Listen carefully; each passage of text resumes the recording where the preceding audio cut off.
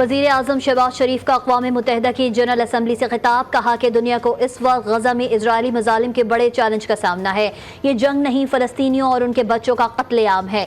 मकबूजा कश्मीर में भारतीय हुकूमत भी कश्मीरियों पर मज़ालिम ढा रही है। मजीद बोले कि पाकिस्तान भारत की किसी भी जारहियत का भरपूर जवाब देगा।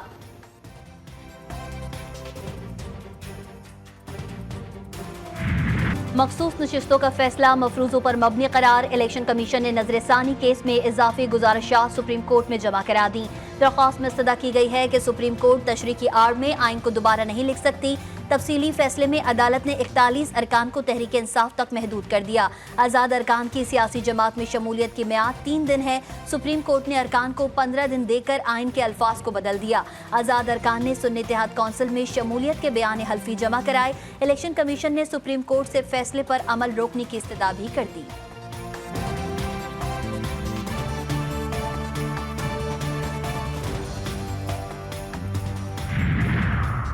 वज़ीर आज़म शहबाज शरीफ कुछ देर बाद अक़वाम मुत्तहिदा की जनरल असम्बली से खिताब करेंगे। वो अपने खिताब में मसले फ़लस्तीन और कश्मीर की अहमियत पर जोर देंगे। तर्जुमान दफ्तर खारजा के मुताबिक वज़ीर आज़म आलमी आम सलामती, फलाह और बहबूद में अक़वाम मुत्तहिदा के किरदार की हिमायत करेंगे। वज़ीर आज़म आलमी इक़्तिसादी ताल्लुकात में नाइंसाफ़ियाँ दूर करने और बैनुल अक़वामी मालियाती ढांचे में इस्लाहात पर जोर देंगे।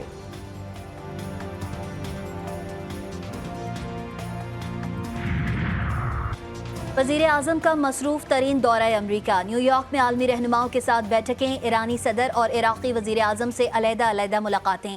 मसूद पज़ेश्कियान से गुफ्तगू में शहबाज शरीफ का बाहमी हिमायत और शराकतदारी को मज़ीद मजबूत बनाने और फ़लस्तीन पर पाकिस्तान के मौक़िफ़ का आदा। मोहम्मद शिया अल सुदानी से मुलाकात में शहबाज शरीफ ने पाकिस्तान और इराक़ के दरमियान मजबूत ताल्लुकात को खुश आइंद करार दे दिया। KP शर्मा ओली को नेपाल के वज़ारत उज़्मा का मनसब संभालने पर मुबारकबाद पेश की। मुलाकात में पाकिस्तान और नेपाल में तिजारती इक़्तिसादी शोबों में ताउन को मजबूत बनाने की जरूरत पर जोर दिया।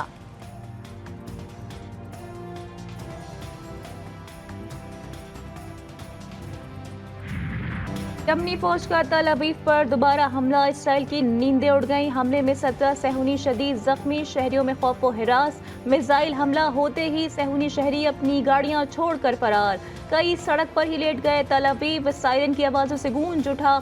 एयरपोर्ट बंद, परवाज़ें मुअत्तल, हंगामी हालत नाफिज कर दी गई।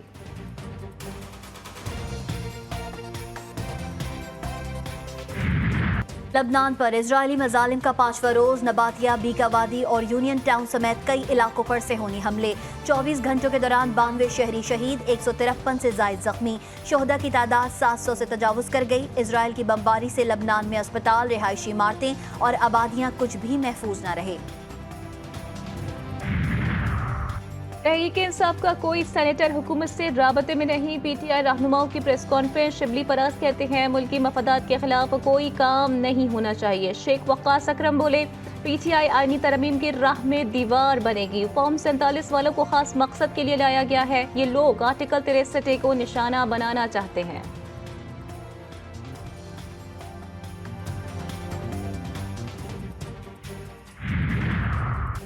आईनी तरमीम पर मौलाना फजल रहमान, नून लीग और MQM समेत तमाम जमातें मुत्तफिक हैं। तनाज़ा सिर्फ आईनी अदालतों के क़याम के हवाले से ख़ुदुखाल का है। बिलावल भुट्टो जरदारी के तर्जुमान मुर्तज़ा वहाब कहते हैं मखसूस नशिस्तों के हवाले से सुप्रीम कोर्ट के फैसले से मुत्तफिक नहीं। फैसले पर उठाए गए तहफ़्फ़ुज़ात दूर होने चाहिए। मेरी दानिश में फैसला इलेक्शन एक्ट की खिलाफ वर्जी है।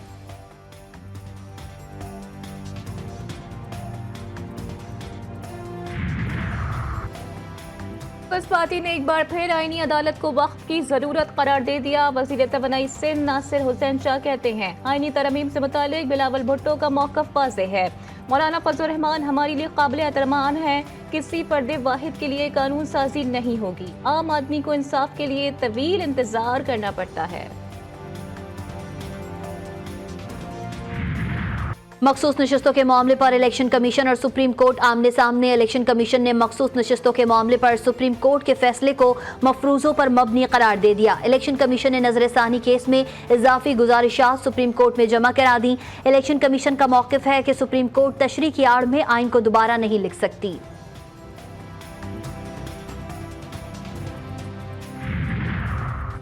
और लबनान में इजरायली हमले जारी हैं। शोहदा की तादाद 700 से बढ़ गई। 2000 से ज्यादा अफराद जख्मी हो चुके। हिजबुल्लाह ने सेहोनी हमलों के जवाब में इजरायल के जेर कब्जा तबरेज और हाइफा शहर पर मिसाइल दाग दिए।